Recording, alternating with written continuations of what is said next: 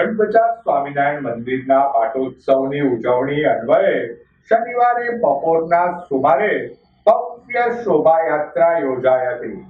કણબજાર સ્વામિનારાયણ મંદિરમાં બિરાજમાન લક્ષ્મીનારાયણ દેવ હરિકૃષ્ણ મહારાજ અને ઘનશ્યામ મહારાજના 52મા દિવ્ય પાટોત્સવ પ્રસંગે ભવ્ય શોભાયાત્રાનું આયોજન કરાયું હતું, જે સંતોની ઉપસ્થિતિ વચ્ચે વાજતે ગાજતે નીકળેલ શોભાયાત્રામાં ભાવિકો બહોળી સંખ્યામાં જોડાયા હતા।